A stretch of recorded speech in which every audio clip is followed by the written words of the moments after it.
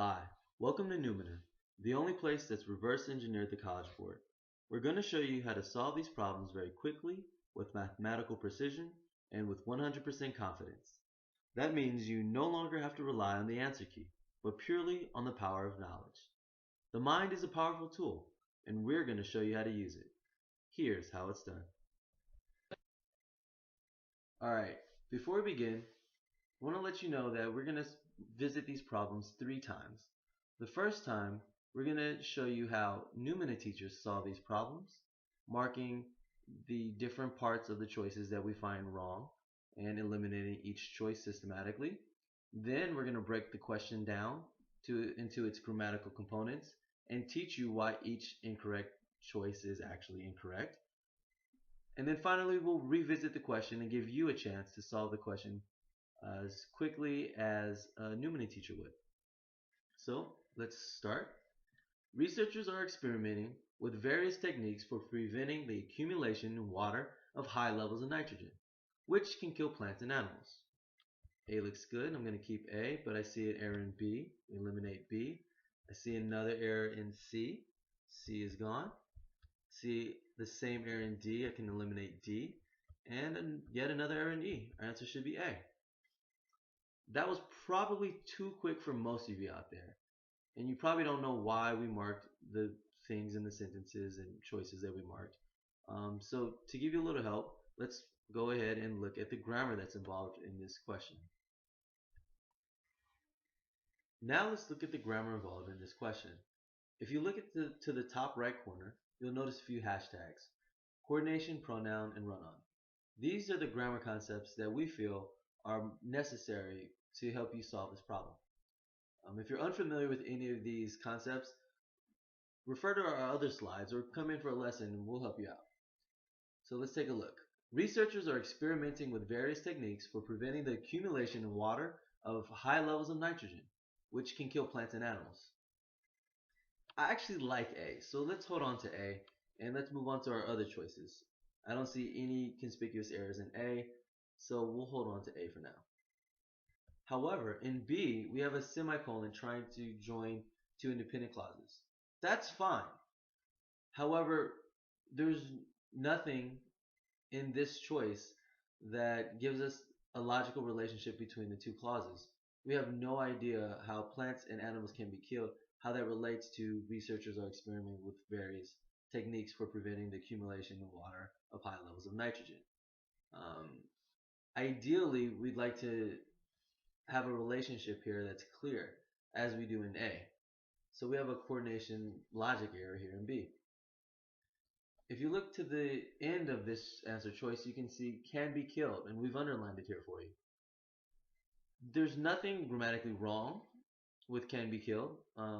This choice or this part of this answer choice is just written in the passive voice, which on the SAT is not preferred. Usually, you can be very suspicious of answer choices that are written in the passive voice. If you find that all your answer choices are in the passive voice, then you'd have to compare and look for other errors. But for now, we have enough with the coordination error with the semicolon, the logical error here. If we move on to C, we have a different error. We have a comma trying to join two independent clauses. This doesn't work. This leads to a run-on sentence. In order for us to use the comma to join two independent clauses, we'd have to include a coordinated conjunction right after the comma. But we don't have one here, so we have a run-on. This isn't the only error here in C. We have another error.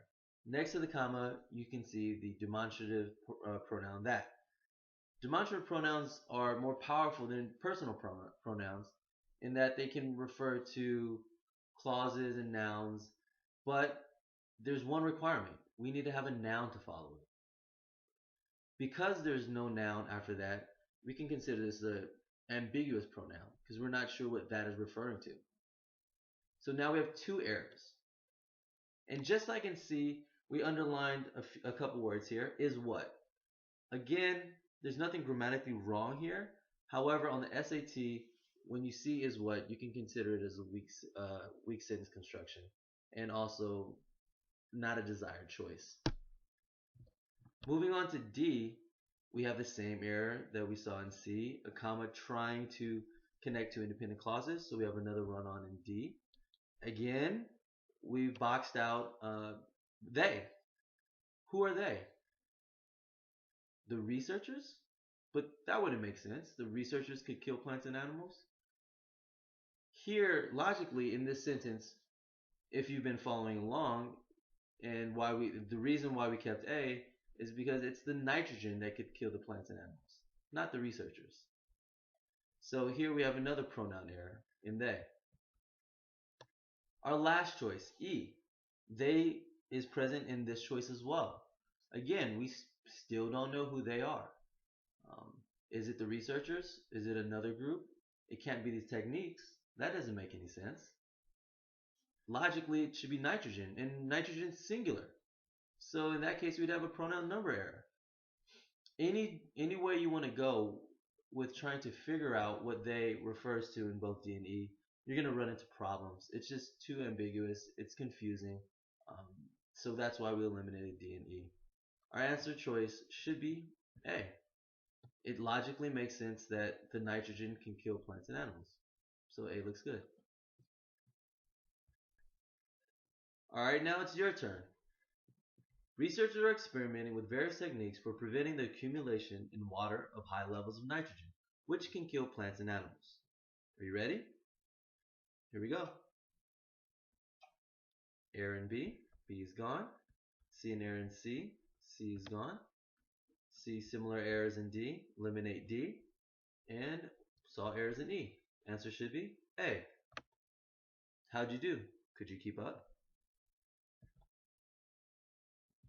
Numina, empowering minds.